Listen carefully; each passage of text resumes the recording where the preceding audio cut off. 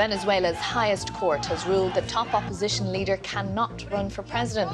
The court's decision bans Maria Corina Machado from taking part in an election for 15 years. The government claims are financial irregularities during her time as a legislator.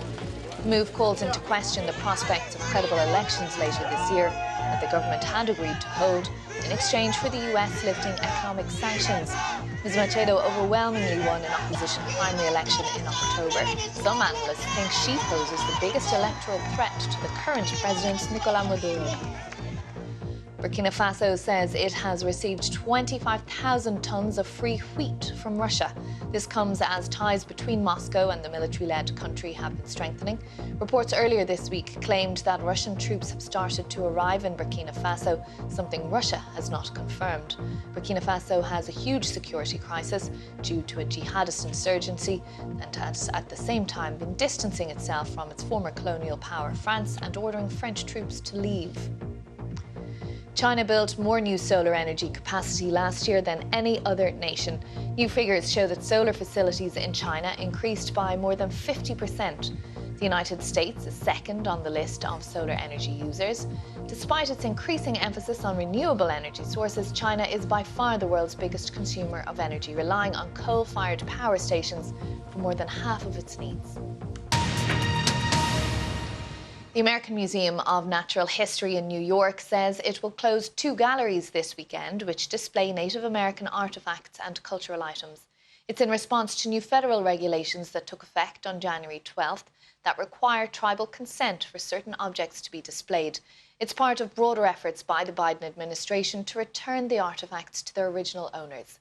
The new regulations give institutions 5 years to prepare all human remains and related funerary objects for repatriation, returning those objects to their rightful owners. The American Museum of Natural History joins museums in Chicago and Cleveland that have also covered up displays. The world's biggest cruise ship, Royal Caribbean's Icon of the Seas, will set sail from Miami later on its maiden voyage. So, 250,000-ton ship. The numbers don't really do it justice, do they? But it is huge. Took 900 days to build, cost £1.5 billion. It will house the world's first suspended infinity pool at sea, as well as the ocean's largest ever water park. Got a glimpse of it there. Has the capacity to carry nearly 8,000 people. It's a small town. It's a big town. Incredible.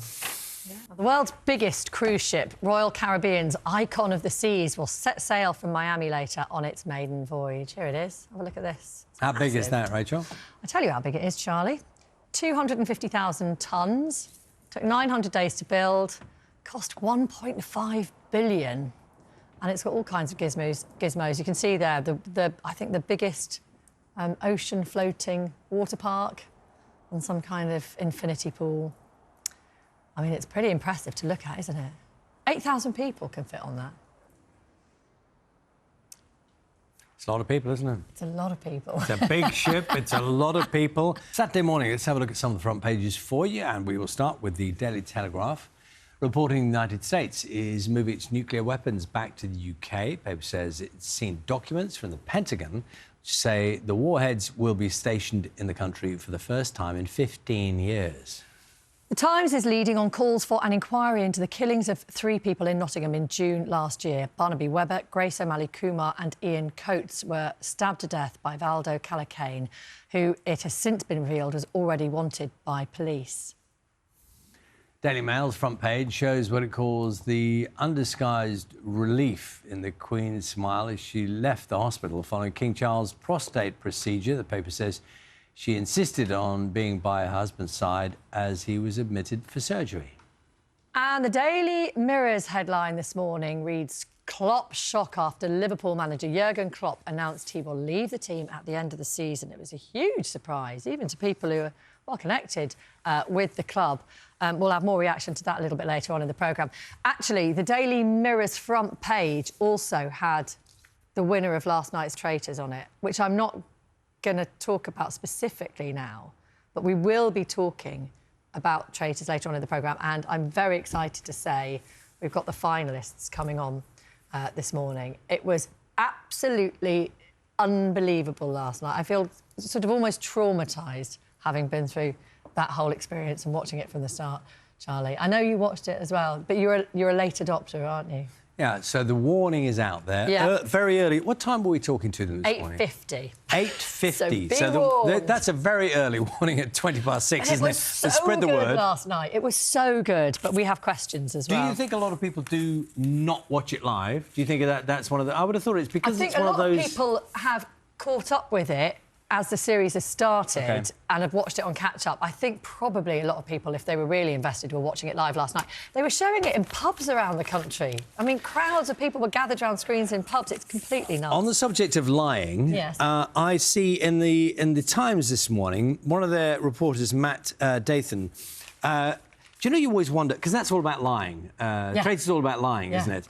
And so it's one of those questions you ask yourself, how would you fare if you did a lie detector, went through one of those machines? Could you trick the machines? And he's just done this as an experiment. And I didn't know this. What they do is they strap you into the things that are registering your body's reaction. Yeah. And in front of you is a whiteboard on which 6 numbers are written there. All were black except number 4, right, which is scrawled in red. Then you're asked in turn by computer voice, what colour is it? And you have to say what the colour is. OK. And you have to lie about number 4. OK. And when he did it, he's thinking, I could probably bluff this. I can do it the same, basically. I'll just say the same thing as I have. And then, of course, he lied, and the machine caught him out, and his body reacted differently. And the data is converted into a signal, and he failed the test. And I think instinctively, you think you can probably do it. I've never thought that a lie detector test was foolproof, and presumably it isn't absolutely, but that suggests they're more reliable than you might think they are. Yeah. There we go. Are you a good liar, Charlie? Time now is 6:29.